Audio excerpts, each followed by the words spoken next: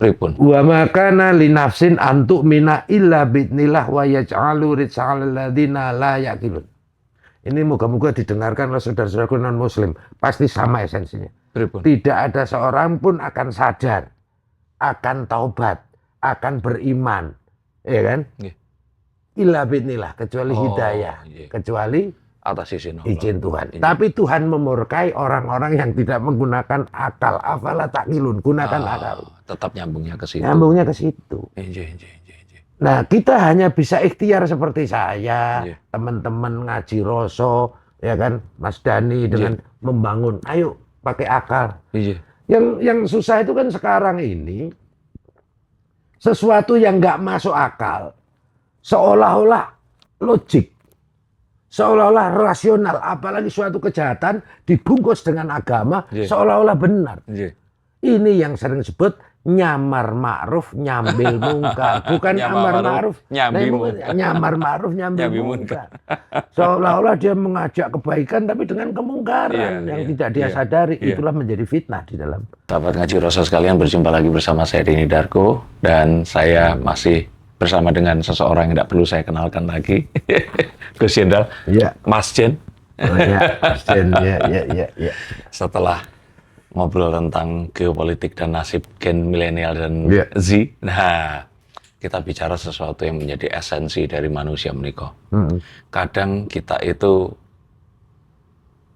berpikir bahwa hal-hal yang terjadi itu kembalikan kepada spiritual, tapi saat terus kemudian manusia modern mengenal agama yang akhirnya dianut oleh mereka, dan saat kita bicara agama mereka mungkin yang dimaksud agama samawi, agama-agama yang memang akhirnya banyak dianut oleh masyarakat modern saat ini. Maka ada pertanyaan, apakah agama itu sebenarnya adalah jalan manusia menuju Tuhan, atau malah menjadi partisi atau tembok-tembok yang memisahkan mereka semua ini?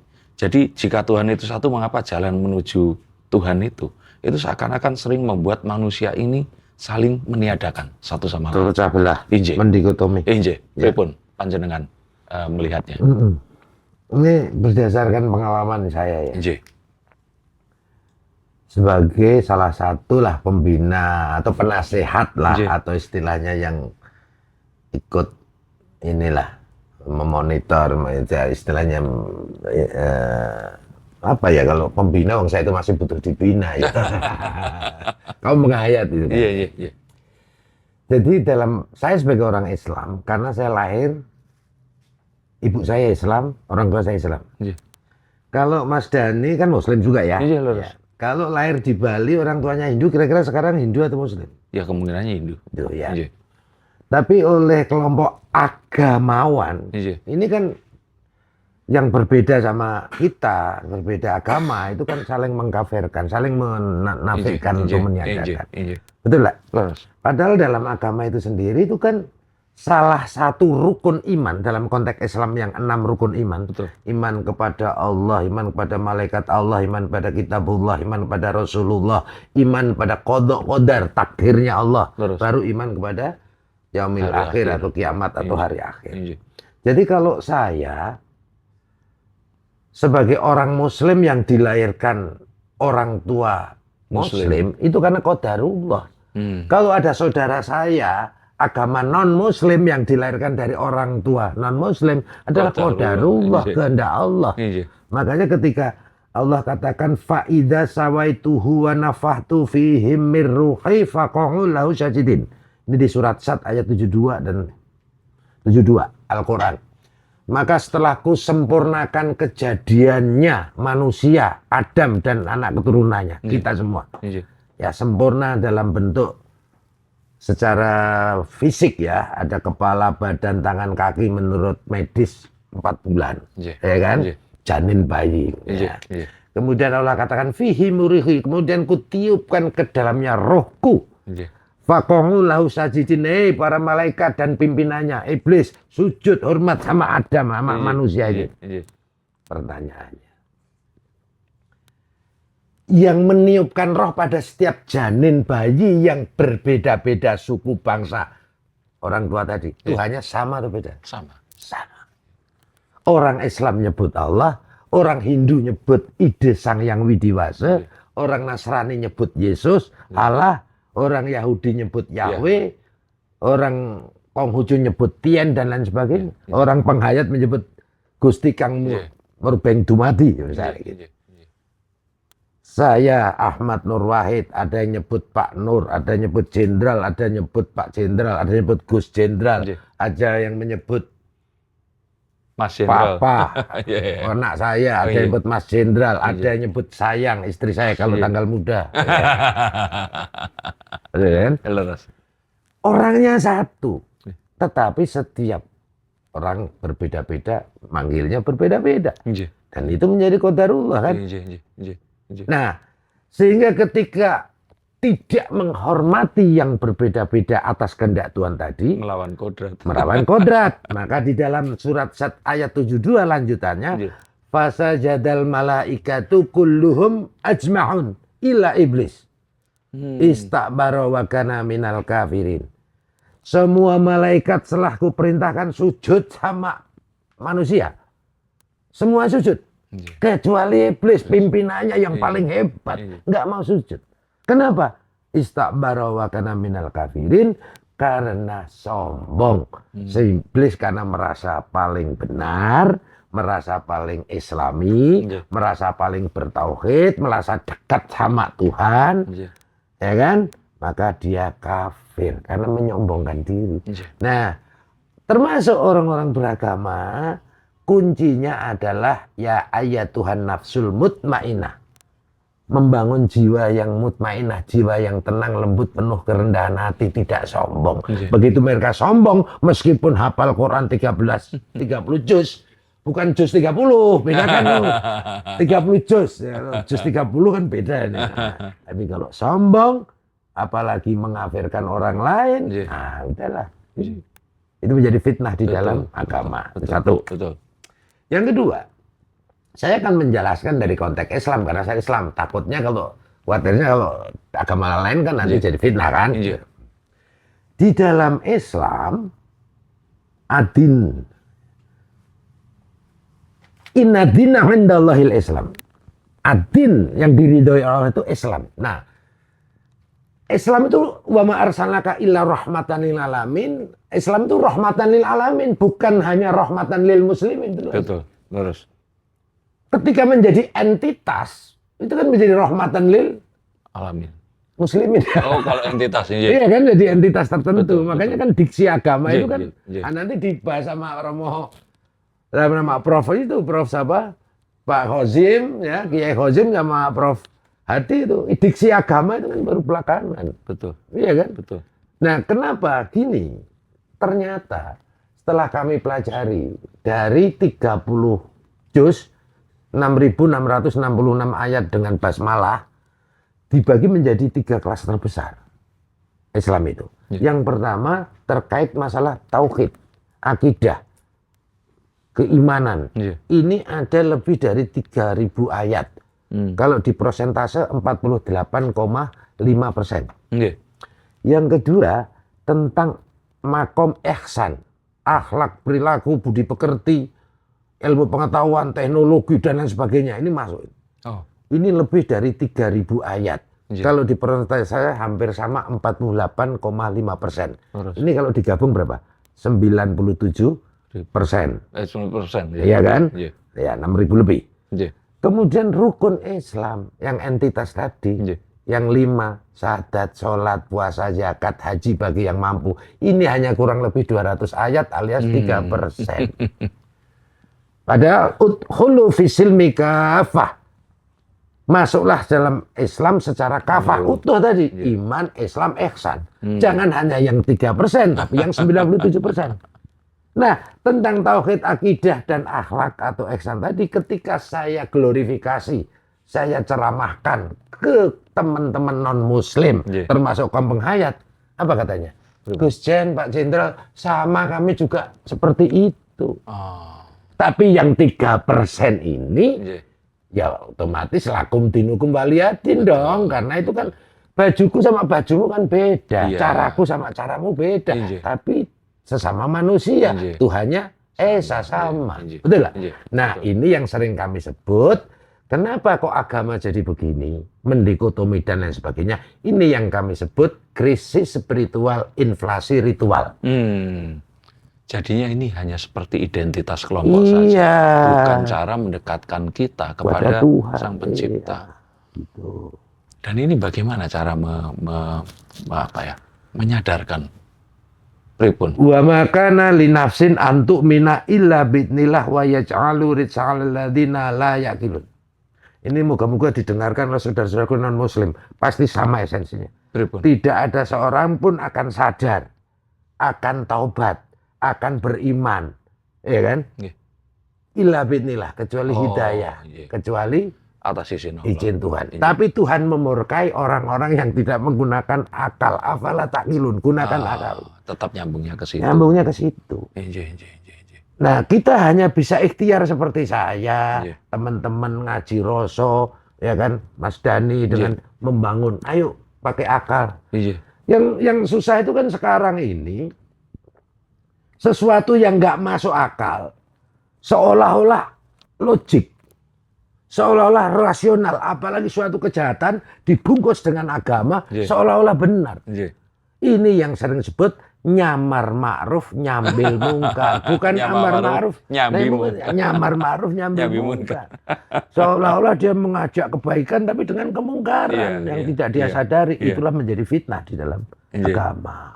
Ya, mereka seakan-akan memegang teguh kebenaran yang mereka yakini, padahal mereka itu jadinya kayak merasa paling berhak atas kebenaran Tuhan itu sendiri. Iya. Iya. Dia sedang, itu sebenarnya gini Mas Dargo. Iya. Kalau kami karena bergerak 36 tahun itu mayoritas di bidang anti teror yang membahas masalah tadi. Kelompok-kelompok kanan yang ini yang oleh para ulama dikatakan begini. Paham atau ideologi ini adalah paham atau ideologi yang dibangun di atas manipulasi, distorsi dan politisasi agama. Jadi ini menjadi fitnah dalam agama, menunggangi agama. Di mana agama itu mayoritas, dia akan ditunggangi oleh virus ini, kaum ini. Makanya kalau kita bicara terorisme di India, itu yang ditunggangi ya Hindu.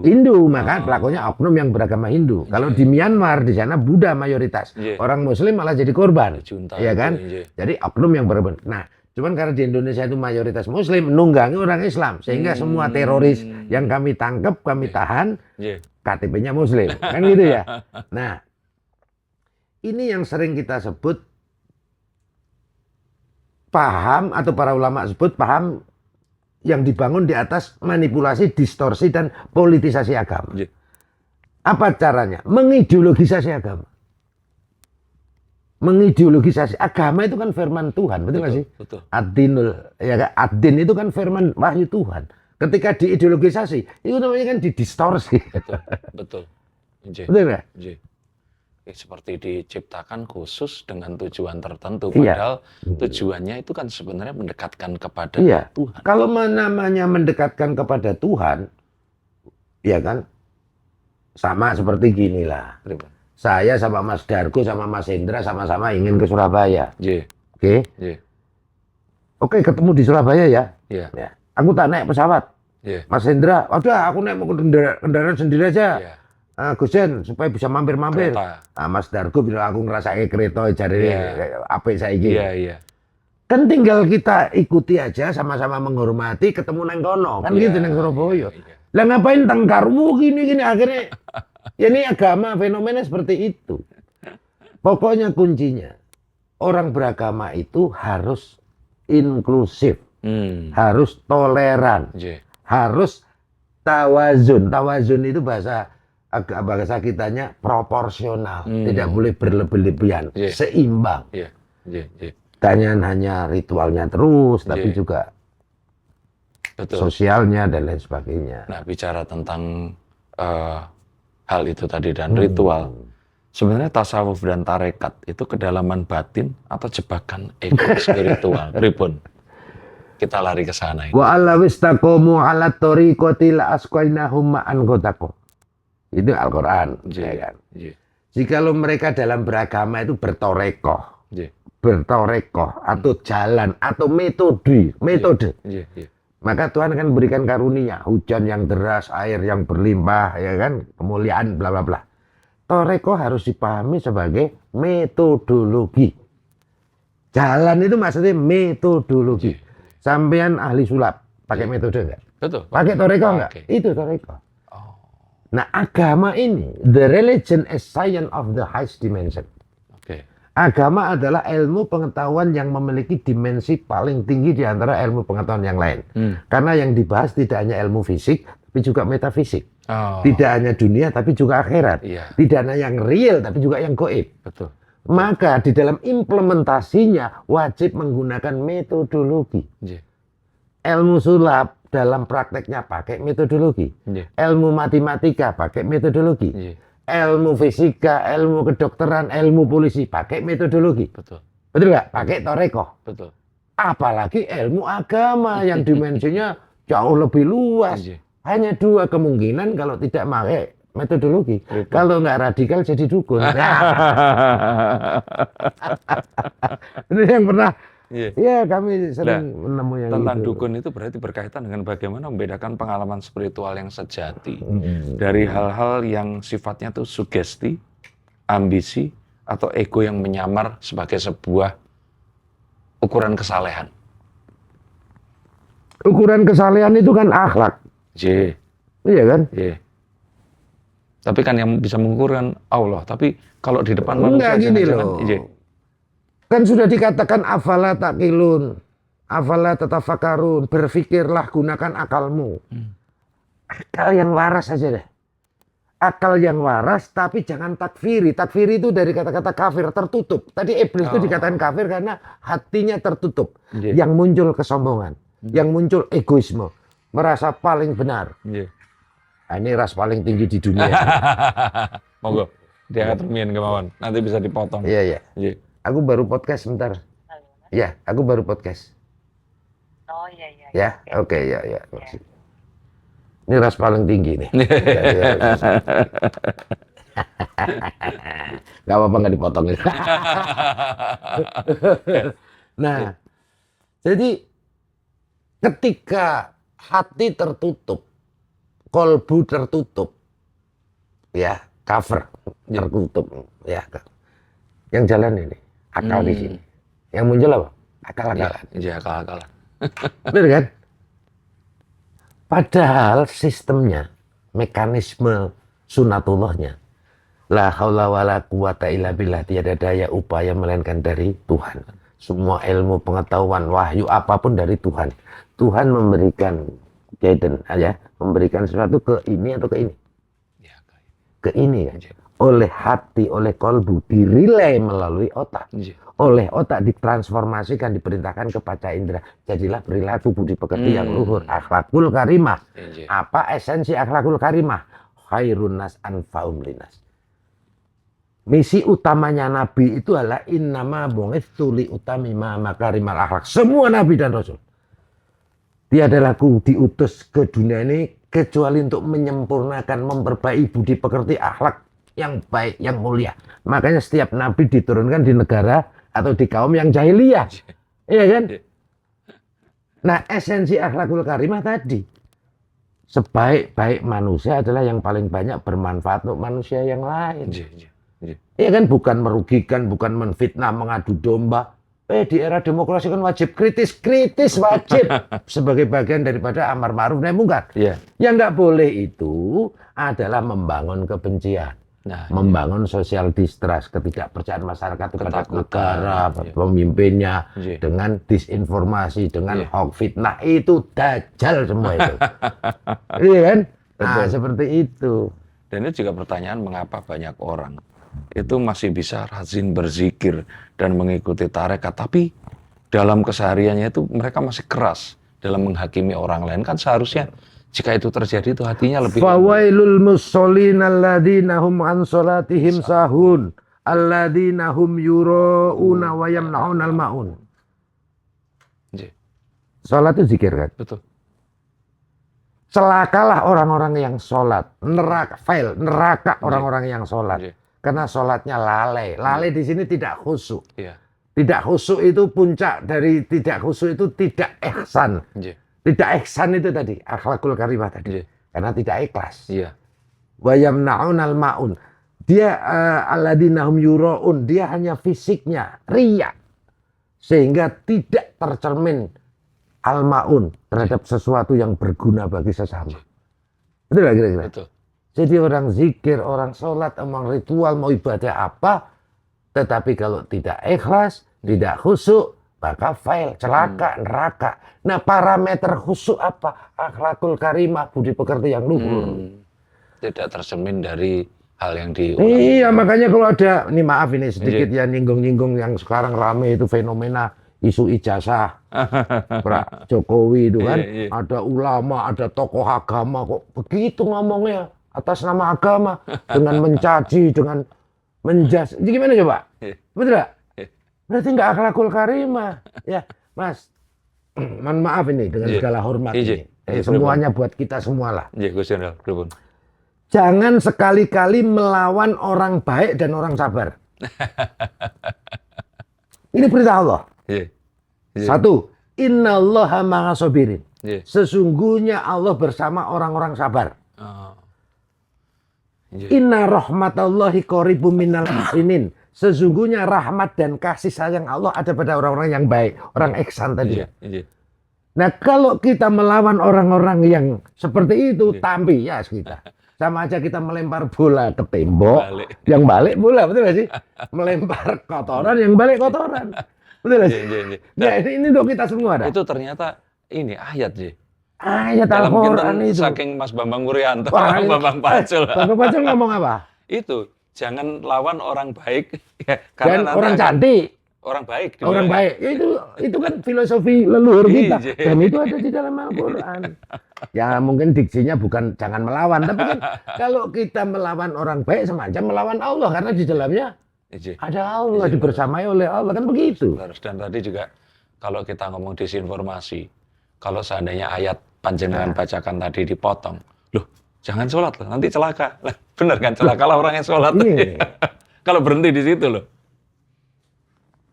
Fawailul lil musholin. Celakalah orang-orang sholat. Berarti orang yang sering sholat. Tapi ayat ini kan sebelumnya sudah ada. Betul. Iya. Nah ini mohon maaf ini. Bisa jadi MBG Iya. itu terinspirasi oleh ayat ini. Pak Prabowo itu. Sudah, pripun. Coba dielaborasi. Iya. Iya. Aro'aitalladzi yukadzibu bidin. Iya. Tahukah kamu orang-orang yang mendustai agama, Oke. mendustai Tuhan? Kan begitu nih. Fadzalika alladzi yad'ul yatim. Iya. Mereka yang tidak pernah belas kasih, mereka yang sio-sio, menghardik, Iya. tidak kasih sayang sama orang-orang yatim. Iya. Wala yakhudhu ala ta'amil miskin, dan tidak pernah ngasih makan orang-orang miskin. Nah, jangan-jangan di situ. Iya, laras. Iya kan? Iya. Ya semoga begitu, tujuannya mulia, tapi implementasinya harus diawasi dong. Iya. Ya kan, betul. harus adil, harus proporsional dong. Betul, Jangan setuju. dikorup, betul gak sih? Baru fawailul lil musholin. Iya. Ini kan jelas sekali ayat ini. Iya. Baik yang awal maupun setelah ini kan. Iya. Ini orang yang sholatnya lalai, yang tidak khusyuk, yang celaka walaupun dia rajin sholat, Iya. yang sio-sio sama orang yatim, Iya. tidak ngasih makan orang miskin kan gitu ya. Tidak pernah berguna sama sesamanya, Iya. ya kan begitu. Itu untuk orang-orang yang anti MBG nih. Wah, enggak lah. Artinya begini loh, kritik itu boleh, Iya. wajib, Iya. karena kita wajib beramar ma'ruf nahi mungkar. Amar ma'ruf nahi mungkar ya, Iya. bukan nyamar ma'ruf nyambil mungkar ya kan. Iya. Tetapi kritik yang konstruktif, yang membangun, betul nggak? Iya. Banyak kok, banyak teman-teman apa itu yang kemarin datang ke DPR yang mengevaluasi tentang MBG itu bagus kok. Iya. Yo negara pemerintah ya harus welcome dong, Iya. harus legowo kalau memang Terus. niatannya bagus, tujuannya mulia Iya. kok. Nah, kalau tadi kan ngobrolin tasawufnya belum terlalu banyak nih. Apakah tasawuf seharusnya Tarekat tasawuf itu kan mirip-mirip. Tasawuf itu kan betul. suatu ilmu juga Betul. Nah, apakah tasawuf seharusnya menjauhkan manusia dari dunia atau justru membuatnya lebih berani untuk memperjuangkan keadilan? Tasawuf yang benar itu yang terakhir. Memperjuangkan Agama. J. Jadi begini loh Mas. J. Inna dina indallahil Islam. Karena tasawuf kan dikenal di Islam nih. Iya. Ya kan? Iya. Ad-din yang diridhoi itu Islam. Islam itu kan dari kata silmi, salam, salama. Iya. Silmi itu berserah diri kepada Tuhan dengan menghilangkan segala ego, kesombongan, kerendahan hati, mutmainah jiwa kita ini supaya damai dan menjamin keselamatan bersama. Oke. Kemudian dalam Islam itu juga manusia itu sebagai khalifah di muka bumi. Artinya sebagai pemimpin seluruh makhluk di muka bumi. Untuk mengelola di muka bumi.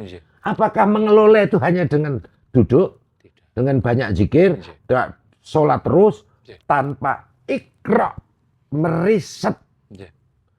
Tuhan itu ya memerintahkan kita untuk meriset. Ikra itu artinya kan membaca, meriset.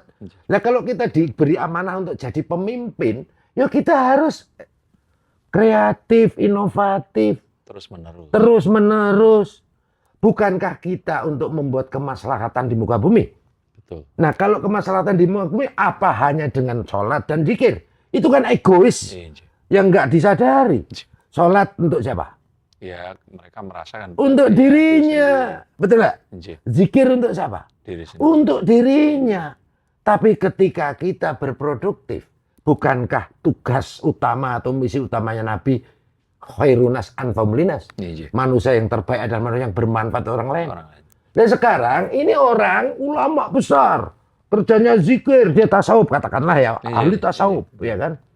Kerjanya ceramah di mana-mana. Tapi kemanfaatannya dibandingkan Thomas Edison yang menemukan lampu ini, dibandingkan Einstein yang menemukan energi nuklir, EMC kuadrat, dibandingkan ya siapapun lah. Agama itu untuk itu. Agama itu tadi loh, the religion is science of the highest dimension. Science of the highest. Betul lah sih? Lurus. Jadi nggak boleh. Kalau ada, katakanlah mengatasnamakan tasawuf, mengatasnamakan tarekat, tapi mendikotomi antara sains teknologi dengan syariat, itu nggak benar. Nggak benar. Karena ilmu pengetahuan teknologi adalah bagian daripada ad-din itu sendiri. Aku tidak bilang agama ya, ad-din. Karena memang sejatinya ya itu. Agama kan ciptaan manusia. Nah, kita sekarang masuk ke penghayat kepercayaan. Penghayat kepercayaan itu warga yang setara atau sekarang ini rasanya kok seperti jadi tamu tapi di negeri sendiri. Pripun? Iya, kaum penghayat itu baru diuji oleh Allah, oleh Tuhan. Tapi kaum penghayat sendiri juga sulit untuk bersatu karena mereka juga berkembang, oknum ya, ego-ego muncul, firqoh-firqoh itu loh. Tetapi kalau hakikat kaum penghayat itu saya ingat kata-kata dari almarhumlah, almarhum Profesor Dr. Kiai Haji Agus Sunyoto. Dia yang menulis buku Atlas Nusantara atau apa itu. Beliau mengatakan ketika wali-wali penyebar agama Islam itu datang ke Nusantara. Para wali itu mengatakan, loh bangsa Nusantara ini sudah Islam semua. Tetapi belum kenal syariat, belum kenal Al-Quran, belum bersyahadat kan. Jadi gak ada Kapitayan, ada Sunda Wiwitan, ada Kejawen bla bla bla itu kan. Nah, yang Hindu Buddha itu kan dulu di kaum elitis yang di dalam keraton, tapi di masyarakat itu kan rata-rata kaum menghayat gitu loh. Nah, makanya saya bilang kalau dalam perspektif Islam, kaum penghayat tadi itu sama persis dengan Islam yang 97% tadi loh. Karena ada tiga, iman, Islam, ihsan. Ini rukun dalam Islam itu ini, iman, Islam, ihsan. Yang rukun Islam yang 5 ya, ini hanya 3% dalam Al-Quran. Sementara yang tauhid dan ihsan ini 97%. Nah kalau 97% sama dengan kaum penghayat ini, coba. Yang beda baju netok tadi, syariatnya tadi. Nah, kok bisa sekarang itu malah kalau termarginalkan, ya tadi kaum penghayat atau bangsa asli Nusantara ya, ketek yakin Nusantara kan ngalah ngalih ngamuk. Ya kan? Ini sudah saatnya kuat itu ngamuk artinya bangkit, bangkit. Tapi jangan meniru caranya justru tadi yang kelompok kanan tadi yang menimbulkan fitnah atau menunggangi agama yang nyamar ma'ruf nyambil mungkar, jangan ikuti dia, ya kan? Tapi kan saya lihat kadang-kadang ada juga yang langsung menohok nyerang agama juga, ada oknum itu kayak gitu, nggak boleh, itu bukan hakiki kaum pengayat gitu loh, Kalau budi gitu, pekerti. apa haknya negara saat negara itu mengatakan bahwa ini adalah agama, ini adalah bukan agama atau kepercayaan. Padahal bisa saja sebenarnya ini masuknya agama juga. Jadi memang sudah ada wacana.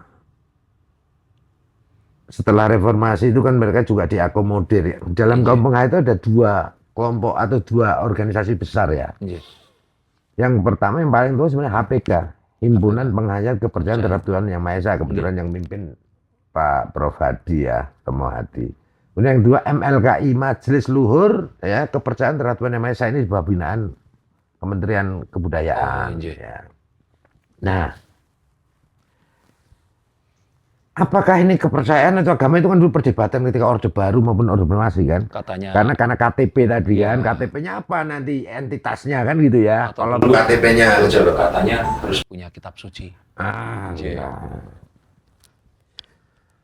Ya kalau dia, kalau menurut saya ya, mohon maaf ini semuanya ini ya. Opini. Ya, opini ya. Ya kaum pengayat kalau nggak diakui sebagai kaum agama nggak apa-apa. Yang penting diakui sebagai adin. Mas Indra. Karena kan adin itu lebih luas. Kalau agama kan kecenderungan yang 3% tadi. Betul. Kalau adin itu yang 97% tadi. Betul. Ritual dan memang Iya kan. dipraktekkan. Nah, tapi ada wacana. Nanti KTP, katakanlah KTP ini ya. KTP itu tidak seperti sekarang nantinya, insya Allah. Nanti cuma hanya nama sama nomor. Gak ada kolom agama, alamat. Ini kan privasi banget, bro. Golongan darah. Golongan darah, barang enggak. Itu nanti akan ke sana ya, kita doakan aja. Itu bagian daripada reformasi tadi kan. Kalau status pernikahan berapa? Ya itu bareng kan, itu jadi ini itu. Mas Indra ya? Iya, gitu loh. Nah, terus kalau begitu pernah nopo yang panjenengan pirsa itu apa bentuk diskriminasi paling berat yang masih dialami oleh para penghayat kepercayaan? Apakah itu adalah aturan negara? Apakah itu adalah stigma masyarakat? Atau jangan-jangan yang termasuk tadi itu pemaksaan identitas? Mana yang kira-kira sering menjadi sebuah hal yang paling berat yang dialami? Kalau kaum penghayat ini, ya kembali lagi harusnya ditanyakan ke kaum penghayat ya. Tapi panjenengan sering bersinggungan. Ya. Jadi yang pertama, mereka merasa termarginalkan itu, yaitu mungkin apa ya? Ya mereka masih terstigma sebagai animisme, dinamisme. Iya, ya kan? Betul. Kemudian yang kedua dia juga di dalam, ya alhamdulillah Pak Prabowo itu kan misalnya gini ya, Assalamualaikum warahmatullahi wabarakatuh, selamat siang, salam sejahtera, Salam, Om Swastiastu, Om Salve, Namo Buddhaya, rahayunya belakangan enggak ada. Nah belakangan sudah ada ini, iya kan? Loh, kayak gitu juga mereka merasa termarginalkan loh. Kan salamnya orang penghayat itu kan rahayu. Tapi aku suka Pak Presiden kita ini kan gini. Ini salam Nusantara ini. Ya. Harusnya ini juga menjadi salam Pancasila. Itu kan begini. Ini kan ngejak perang nih, silat ya. Saya kan pembina PSAT ya, silat. Ya udah, aku suka Pak Prabowo, Pak Presiden kita sudah mengglorifikasi, membudayakan dengan salam seperti ini. Nah, jadi pluralisme itu akhirnya apakah dianggap sebagai ancaman bagi akidah atau sebenarnya pluralisme itu kewajiban di dalam agama, kewajiban di dalam Islam. Jadi tanda kedewasaan iman juga termasuk di situ ya. Orang bisa wasatiyah, orang bisa moderat, perintah Tuhan tadi, jalan tengah moderat wasatiyah, wa kadzalika ja'alnakum ummatan wasatan. Syaratnya apa? Kalau dalam rumus saya namanya 6T. 6T. 6T. Nah, bagaimana? T yang pertama taat. Taat.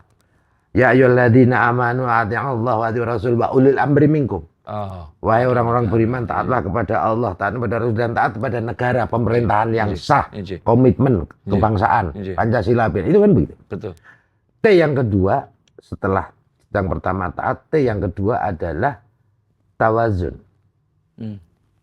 Tawazun itu artinya seimbang, proporsional, tidak zolim, tidak berlebihan, tidak kanan, tidak kiri, tapi bebas aktif di tengah-tengah. Indonesia banget. Indonesia banget ya dulu. Iya. Ya kalau Mas Dani pakai baju sebagus apapun, kalau bajunya sesek lah ya elik toh. Iya. Atau sebaliknya bajunya lobok ya kayak kuntilanak atau apa kan gitu ya. Tapi harus pas, presisi lah kalau di polisi kan gitu. Kemudian T yang ketiga harus tasamuh. Tasamuh itu toleran, inklusif. Menghormati pluralitas sebagai keniscayaan, sebagai sunatullah itu loh. Ya kan? Taat, tasamuh, tawazun, tasamuh. T yang keempat adalah ta'aruf. Dalam perbedaan pluralitas wajib saling mengenal. Ya ayuhannas, wahai manusia, inna khalaqnakum min dzakari wa unsa wa ja'alnakum shu'uban wa qabaila lita'arafu. Lihat. Ini apa namanya? Wahai manusia, kujadikan kalian semua dari seorang laki-laki dan seorang perempuan. Kemudian kujadikan kalian berbeda-beda, pluralitas. Beda suku, bangsa, agama. Untuk saling mengenal. Saling mengenal itu tidak sekedar tahu. Saling mengenal itu kayak saya sama Mas Hendra sama sampean, kita sama istri saya walaupun berbeda, saling mengenal. Betul lah. Inna akramakum indallahi atqakum. Sungguh yang paling dekat, yang paling disayang, yang paling ini adalah orang yang paling bertakwa, yang membedakan ketakwaan, bukan perbedaan tadi. Perbedaan itu jadi sini, Mas Hendra, Mas Dani. Dalam hidup ini yang pasti itu ada 3. Yang satu, pertama kematian. Yang kedua, perubahan atau perbedaan. Dan yang ketiga, kausalitas, sebab akibat. Barang ngunduh woing pakarti. Nah, Jawa ya kan? Barang siapa menanam dia akan menuai. Ini 3 hal ini. Jadi pluralisme itu berarti menganggap semua agama sama atau mengakui bahwa setiap manusia sejatinya memiliki hak yang sama untuk dihormati. Mengakui setiap manusia punya sejati diri manusia itu kan manusia kan, manusia kan fihi miruhi, dalam roh yang sama kan, yang meniupkan kan sama, yang membedakan kan suku bangsa itu kan kehendak Tuhan kan, betul ya? Betul. Nah kalau kita beriman, rukun iman yang kelima itu mengimani kepada qadarullah, kita berbeda-beda itu kodratnya Allah, betul lah? Ya kita harus menghormati, karena kalau kita intoleran, tidak menghormati, sama aja melanggar sunatullah, tidak menghormati yang mencipta, betul gak sih? Jadi kenapa kok dialog lintas agama ini sering dicurigai sebagai sebuah ancaman bagi akidah? Ya karena itu superioritas atau hegemoni oknum-oknum agamawan. Dan ini itu pernah terjadi sebelum Renaissance. Tepatnya? Lah dulu ketika abad-abad berapa itu ya? Renaissance itu kan abad 14 ya. Nah sebelumnya itu kan Kopernikus nih kok. Ya itu ya Renaissance abad kesadaran, kebangkitan itu kan. Itu kan berawal dari hegemoni superioritas kaum agamawan, gereja-gereja saat itu kan, yang mendikotomi antara agama dan ilmu pengetahuan, ya kan, yang membuat otak, pemikiran, kreativitas beku karena dogma, betul kan? Nah terus muncullah Renaissance. Tapi ini kebablasan juga, memisahkan antara agama dan ilmu pengetahuan, jadilah sekularisme dan lain sebagainya. Illuminati, ya betul gak sih?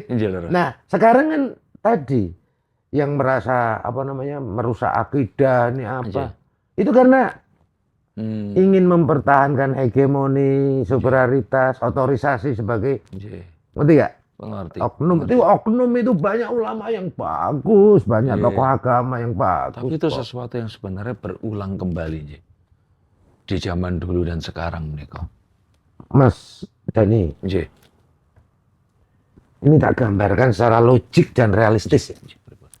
Kalau jenengan diperintahkan, jenengan disuruh perang sama sesuatu yang sangat kuat dan tidak kelihatan, Sampean iso tidak bisa melihat musuhmu, musuhmu bisa melihat sampean.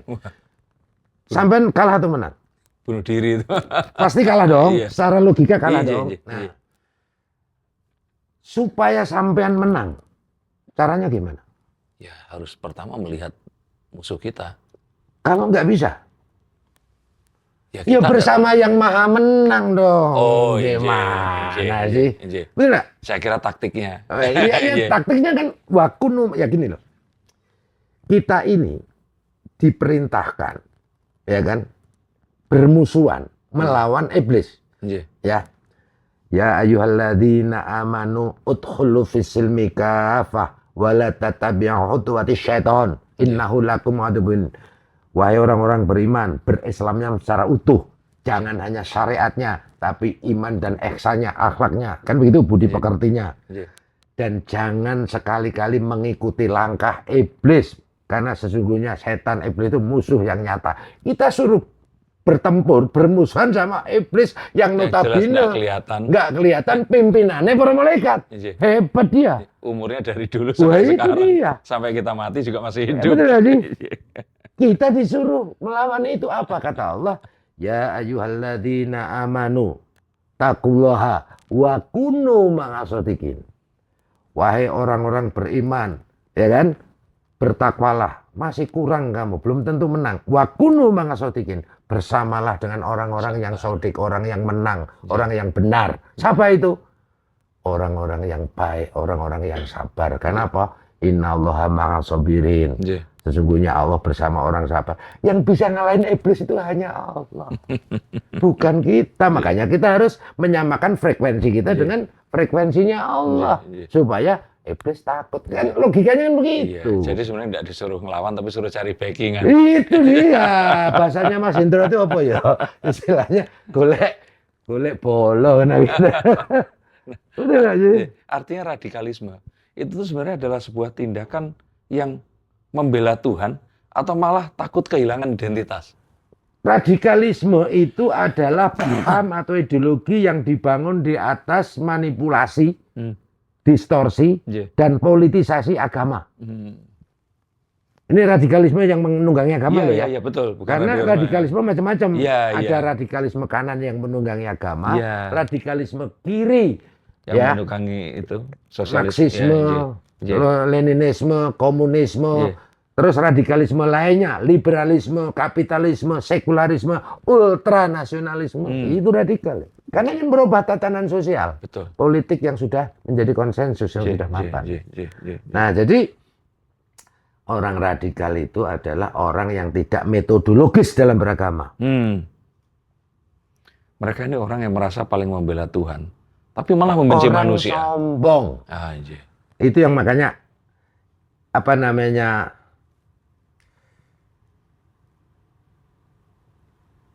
ittabi'u ma la yas'alukum ajra muhtadun. Ya.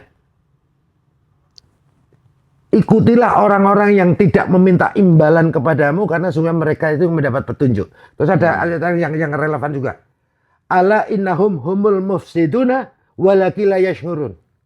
Ketahuilah, mereka itu orang-orang yang membuat kerusakan di muka bumi, tapi dia tidak menyadari. Nah, yang ayat belakangan ini surat Al-Baqarah atau surat 2 ayatnya 12. Jangan disambung. Iya. Kalau disambung jadi 212. Walaupun pas. Iya. Ya, yang itu nyamar ma'ruf nyambil mungkar tadi loh. Iya. Kan itu. Iya. Jadi radikalisme lahir karena seseorang menikah mempelajari agama terlalu dalam atau Bukan terlalu karena dalam. pemahamannya sempit artinya. Itu yang namanya krisis spiritual, inflasi ritual. Ritual. Karena tidak metodologis, tidak menggunakan torekoh. Torekohnya sudah benar. Salah satu indikator torekohnya benar adalah mursyidnya, gurunya. Harus benar. Kalau sampean mursyidnya radikal, jadi ini radikal. Gitu loh. Nah, bisakah tasawuf menjadi jalan untuk mencegah ekstremisme atau justru dapat disalahgunakan untuk melahirkan fanatisme dan kultur baru? Tasawuf torekoh yang benar itu justru vaksin daripada virus radikalisme itu yang selama ini kami gunakan. Iya. Dan saya dulu kan kena virus itu. Sama mau berangkat ke Afghanistan, aku pernah cerita ini sama Mas Hendra. Nah, vaksinnya apa saya kembangkan setelah kami melakukan transisi karena mendapat hidayah, bertoreko, bertasawuf dengan benar, ketemu mursyid yang benar gitu loh. Jadi urutannya sengaja dibuat makin tajam, dimulai dari hakikat agama, masuk ke tasawuf, lalu penghayat kepercayaan, pluralisme, dan ditutup dengan radikalisme. Jadi kalau menurut saya begini ya, Nggih. ada leveling ya. Orang mengatakan leveling, tapi menurut saya itu semuanya sistem ya. Nggih. Ada syariat, tarekat, Nggih. hakikat, makrifat. Itu katanya level. Nggih. Tapi kalau aku ya maaf ini, mohon maaf Nggih. sebelumnya ya. Ini kan pendapat saya. Nggih. Menurut pendapat kami ya, pendapat saya itu sistem. Syariah itu teorinya. Syariahnya Tuhan itu kan ada yang qauliyah. Ya kan, qauliyah itu yang tertulis dalam Al-Quran. Kauniyah itu yang nggak tertulis, itu kan luar biasa luasnya. Tersirat. Tersurat dan tersirat. Oke. Nah, di dalam mengamalkan syariat Tuhan itu butuh metodologis yang namanya torekoh supaya ketemu output. Apa outputnya? Hakikat. Nah, kalau sudah ketemu output, baru outcome. Paham nggak? Jadi makrifat itu sebenarnya outcome. Ternyata itu. Iya kan? Jadi kalau kita berislam dengan benar, ya maka kita akan toleran. Ya. Kalau berpenghayat dengan benar, maka dia akan islami. Nah, bahasanya tahu ya? Kalau orang Muslim maupun non Muslim, termasuk kaum penghayat, kalau Anda bertuhan dengan benar, oke, atau beragama dengan kafah, dengan benar, maka Anda semua insya Allah akan islami. Makanya ketika Profesor Dr.